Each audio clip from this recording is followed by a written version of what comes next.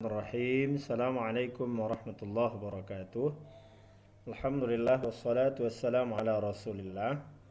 Baik, pada video ini Ustaz akan menambahkan penjelasan tentang tafsir Al-Qur'an bil Qur'an. Jadi bagaimana menafsirkan Al-Qur'an dengan Al-Qur'an.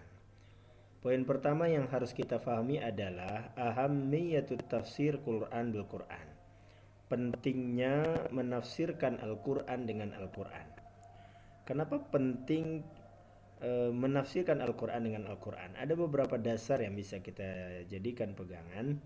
Pertama, firman Allah dalam surat Ali Imran ya. Dalam Al-Quran surat Ali Imran Allah mengatakan وَمَا يَعْلَمُ تَأْوِيلَهُ, dan tidak ada yang mengetahui takwilnya. Kata-kata takwil dalam ayat ini makna tafsirnya illallah, kecuali Allah.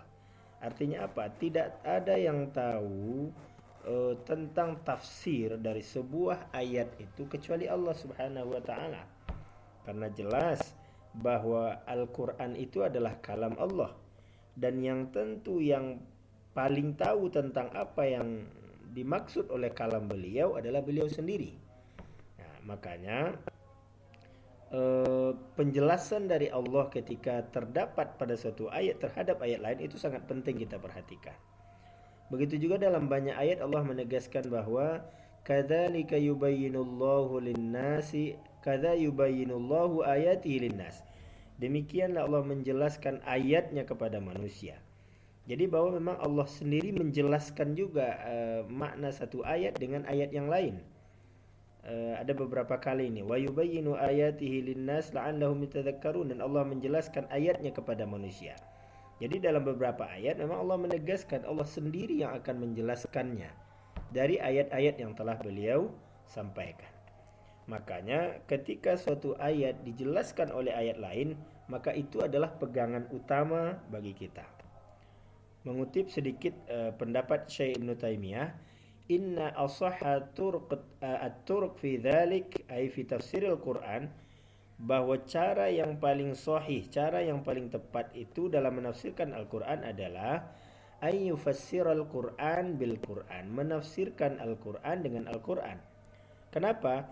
Fama ajmala fi makan, ketika pada suatu tempat ada ayat yang bersifat global, fa innahu qad fussira fi mawdi'in akhar, kadang itu dijelaskan pada tempat lain. Demikian juga Rasulullah SAW sendiri juga mempraktekkan menafsirkan Al-Quran dengan Al-Quran itu. Meskipun beliau adalah orang yang diberikan otoritas untuk menafsirkan Al-Quran, tetapi beliau pun ketika menafsirkan Al-Quran dan menemukan penjelasannya pada ayat lain, beliau pun melakukan penafsiran Al-Quran dengan Al-Quran. Seperti ketika Ibnu Mas'ud bertanya kepada Rasulullah ketika diturunkan ayat umpamanya alladzina amanu wa lam yalbisu imanahum bizulmin, dan orang-orang yang beriman serta tidak mencampurkan keimanan mereka dengan kezaliman. Maka syaqqa dzalika 'alal muslim, bagi muslim sulit memahami ayat ini. Bagaimana maksudnya tidak mencampurkan keimanan dengan kezaliman? Susah sekali. Siapa di antara kita yang tidak berbuat zalim? Lalu kemudian Rasulullah menjelaskan yang dimaksud dengan zalim pada ayat itu adalah alam tasma'u ma qala Luqman libni wa huwa ya'izu, tidakkah kamu mendengar apa yang dikatakan oleh Luqman kepada anaknya, ya bunayya la tusyrik billah inna syirka la zulmun azim, wahai anakku jangan kamu persekutukan Allah, sesungguhnya syirik itu adalah zulmun. Jadi zulmun yang terdapat dalam ayat ini dijelaskan oleh Allah dengan zulmun yang terdapat dalam surat Luqman. Bahwa yang dimaksud dengan zulmun pada ayat di atas ini adalah asyirku. Jadi maknanya tidak mencampurkan keimanan mereka dengan kezaliman, maksudnya adalah tidak mencampurkan keimanan mereka dengan kemusyrikan. Nah, Rasulullah juga mempraktekkan, tentunya juga para sahabat dan para tabi'in. Nah, itu bagian pertama ya. Kenapa begitu penting? Memang pertama karena Al-Quran ini kalam Allah lah yang paling tahu maksudnya, maka Allah juga menegaskan di dalam Al-Quran bahwa beliau yang akan juga menjelaskan ayat-ayatnya.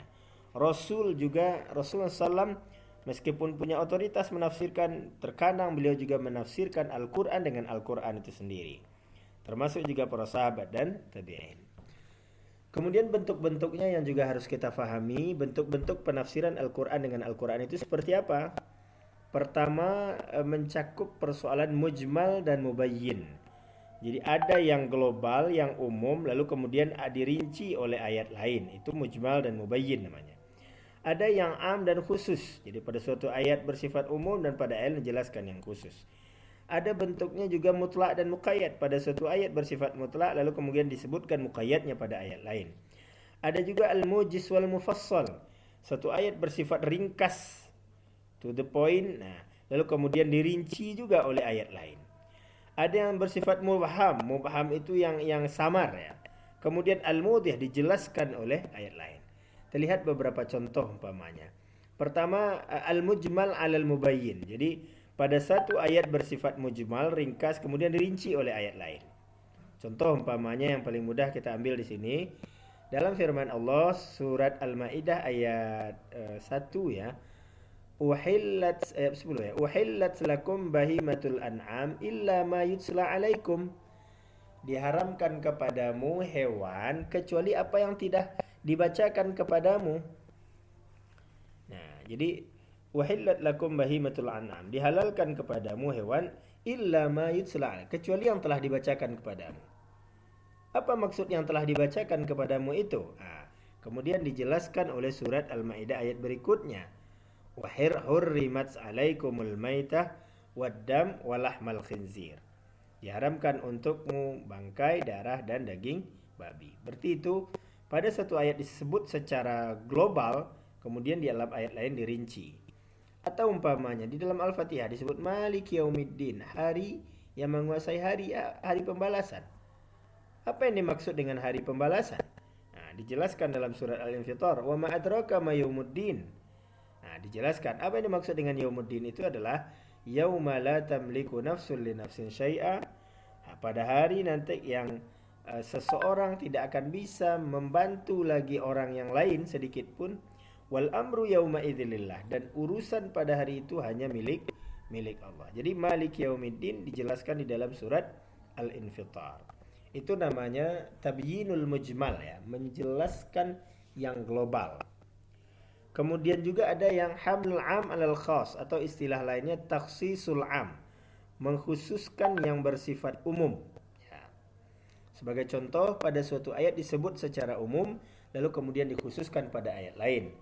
Contoh umpamanya firman Allah, walladzina yutawaffawna minkum, orang-orang yang suaminya yang meninggal, wa yadharuna azwajan, maka dia meninggalkan istri, maka istrinya itu yatarabbasna bi anfusihinna arba'ata ashhuri wa ashra. Istrinya itu harus menunggu atau masa iddah selama 4 bulan 10 hari. Di sini umum saja, seorang perempuan yang suaminya meninggal, maka dia punya iddah 4 bulan 10 hari. Tidak dibedakan di sini apakah dia hamil atau tidak hamil. Jadi umum di situ. Wanita yang ditinggal istri iddah 4 bulan 10 hari yang suaminya wafat. Nah, kemudian dikhususkan dalam ayat lain, wa ulatul ahmal, dan orang-orang wanita-wanita yang hamil, ajaluhunna ayyadhna hamlahun, masa iddah mereka itu adalah melahirkan. Jadi kalau ayat di atas umum menjelaskan bahwa wanita yang suaminya wafat iddahnya 4 bulan 10 hari, umum sifatnya. Tetapi bagaimana kalau wanita yang hamil? Dikhususkan di sini dalam ayat lain bahwa wanita yang hamil iddahnya bukan 4 bulan 10 hari, tetapi iddahnya adalah ketika dia sudah melahirkan. Kemudian juga poin yang ketiga ya, bentuk tafsir Quran Al-Quran itu taqyidul mutlak ya, artinya menjelaskan muqayyad dari sebuah kalimat yang mutlak. Nah, contoh umpamanya di sini dijelaskan hurrimat 'alaikumul maitatu waddam walahmul khinzir. Diharamkan kepadamu bangkai dan darah ya. Darah. Maka lafaz darah dalam ayat ini bersifat mutlak ya. Pokoknya darah. Nah, Kemudian pada ayat lain disebutkan bahwa darah yang dimaksud itu adalah darah yang mengalir ya. Qul la ajidu fima uhiya ilayya muharraman ala ta'imin yat'amuh illa an yakuna maitatan aw damam masfuha. Jadi yang darah itu bukan darah sembarangan, tapi darah yang masfuha, yang mengalir. Itu yang diharamkan. Kemudian juga menjelaskan yang bersifat mubham ya, mubham yang samar dengan ayat yang bersifat lebih jelas ya. Seperti umpamanya firman Allah Subhanahu wa taala, ada satu ayat yang sifatnya mubham, seperti umpamanya kalau contoh di sini, wa akharuna murjauna li amrillah, dan yang lain itu adalah orang-orang yang mengharapkan urusan Allah ya. Jadi apa makna mengharapkan kepada urusan Allah ya? Kemudian dijelaskan dirinci oleh ayat lain, wa 'ala tsalatsati alladziina khulifu hatta idza daqat 'alaihimul ardu bima rahubat wa daqat 'alaihim anfusuhum wa zannu alla malja'a minallah illa ilaihi tsumma taba 'alaihim liyatubu. Ini ayat tentang 3 orang yang tertinggal ya, tertinggal di perang Tabuk. Jadi ada Allah menyebutkan bahwa suatu ayat dengan orang-orang yang mengharapkan keputusan dari Allah ya. Ini kan gak jelas siapa yang dimaksud orang-orang yang mengharapkan keputusan dari Allah.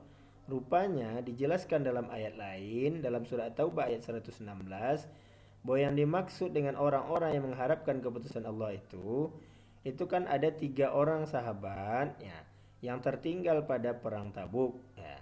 Karena mereka tidak ingin ikut perang karena di Madinah waktu itu musim panen. Lalu akhirnya mereka digantung oleh Allah dan Rasulnya, atau diberikan sanksi bahwa mereka orang beriman tidak boleh berinteraksi dengan mereka sampai ada keputusan Allah. Nah, sehingganya mereka disebut dengan murjauna li amrillah, orang-orang yang menunggu keputusan Allah Subhanahu wa taala. Itu beberapa bentuk ya, contoh penafsiran Al-Qur'an dengan Al-Qur'an ya. Jadi ada yang sifatnya merinci yang bersifat global, mengkhususkan yang bersifat umum, memuqayyadkan yang bersifat mutlak, atau memperjelas yang bersifat samar. Itu kira-kira bentuk penafsiran Al-Qur'an dengan Al-Qur'an. Itu saja mungkin tambahannya. Terima kasih. Assalamualaikum warahmatullahi wabarakatuh.